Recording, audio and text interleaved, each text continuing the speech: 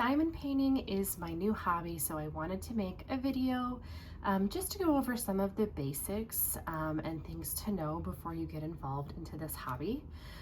First things first, I feel like Michaels has a really good selection of very high quality diamond kits.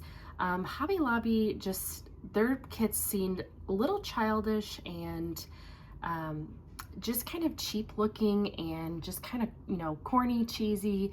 The ones from Michaels look more like an actual piece of artwork. They're very high quality, they're a lot bigger, and one thing to note about diamond painting is that the larger you go, the more clear the image is going to be when it's finished. Mistakes that a lot of people make is that they get these really small ones that are 8 by 8 or somewhere in that range, and then the picture looks super pixelated. This is the next one that I'm doing. It is a lake and mountain scene. I really love hiking and the mountains, so I think that this is going to be a great one for me.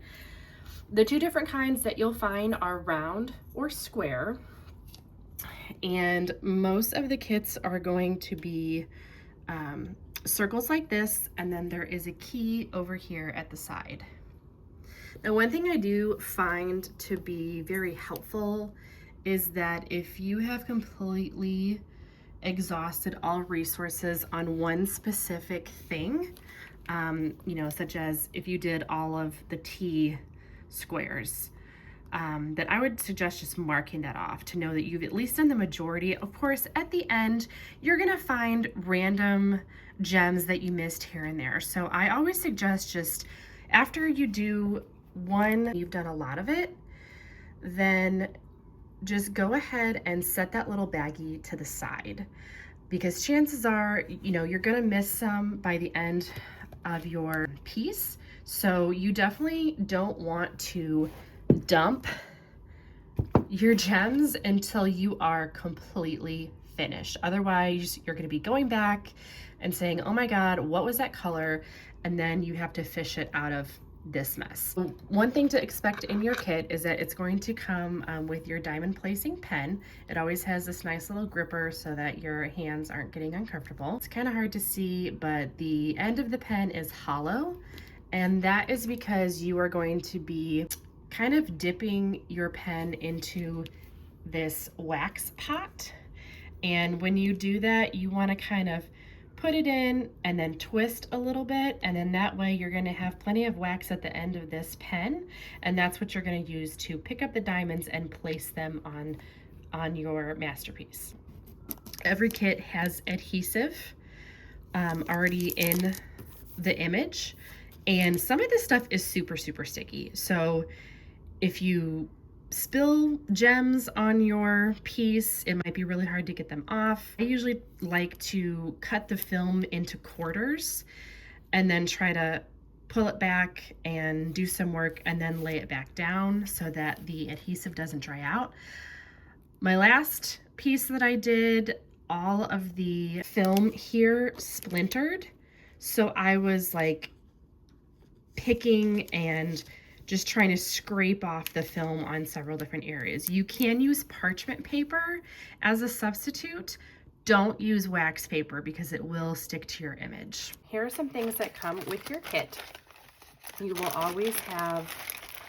always come with a tray that has this spout so that you can pour the gems back into the packet. All the kits always come with a pen and a wax pot. You can certainly buy your own pens if you'd like. They do sell special ones on Amazon, and they have things called multi-placers where it might kind of look like a fork at the end or a straight line. I just prefer to use the single placers. And then each kit always comes with a bunch of extra baggies, so it's a good idea that once you think you're relatively done with a color or you're kind of done with a quadrant, to take your little bag of gems and stick it in one of these, just because, if the bags are already opened and you place them on your desk somewhere and you pick them up the wrong direction, you're going to have gems scattered everywhere. Been there, done that. It's not fun. Do not recommend. So here are the gems that the manufacturer has sent. So as you can see, this is a lot of different colors. And sometimes you think the colors are the same, but they are just one shade off. Try to avoid substituting. And then sometimes you get 2 bags of one color. So obviously this piece has a lot of green in it. I have 2 of the 22s. And it doesn't really matter where you start or what color you start with. Just start whatever you're comfortable with. I prefer to start with the dominant colors. So whatever colors are a huge part of a piece is where I usually like to start, just because it can be a little daunting and kind of overwhelming when you're placing a whole bunch of diamonds.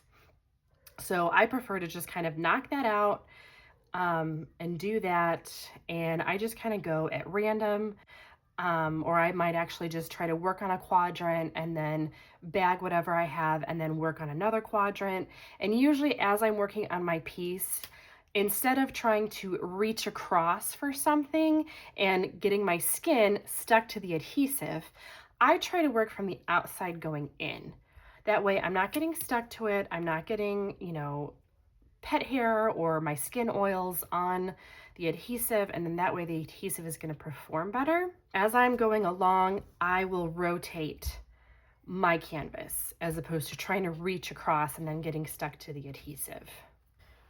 So I'm just going to show you an example of what it looks like just getting started. Sorry if there's a glare on the adhesive, that's because this is clear.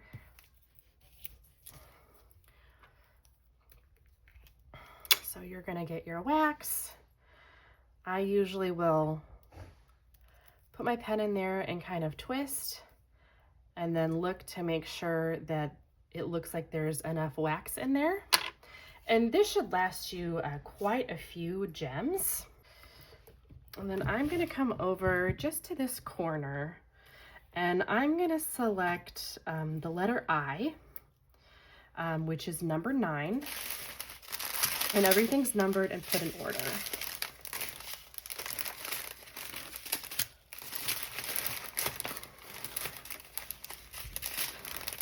So 9 is a gray color. Always good to have a pair of scissors nearby. And I usually cut off the corner and just put a couple in here. You really don't need to dump out the entire thing because you want the diamonds to lay nice and flat in these ridges. So if you could see that, how they're laying nice and flat, you always want your diamonds to be the diamond side up so that you can pick them up with your pen.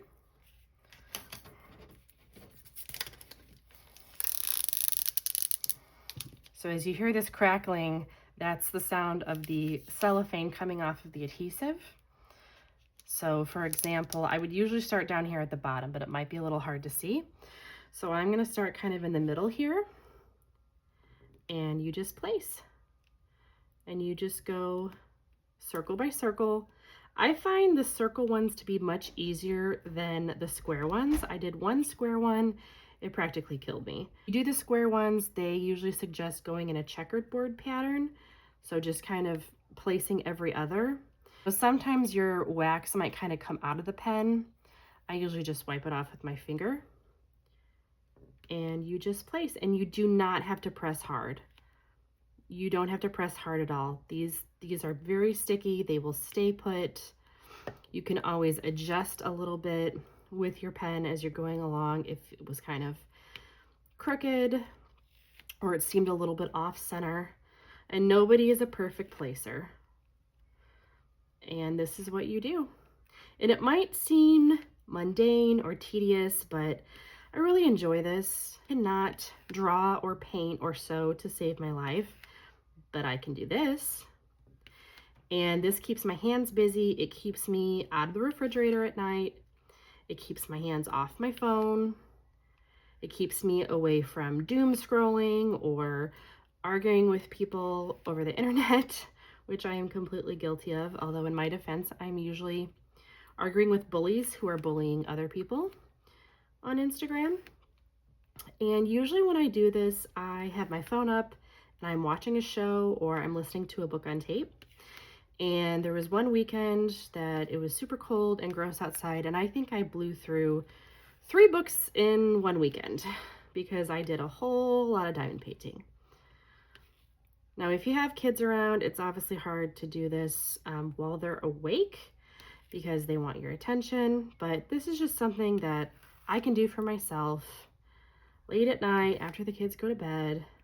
It calms me down. I feel like it's good for my anxiety. A lot of people say that it's really good for anxiety and depression, and it just helps people feel grounded and centered.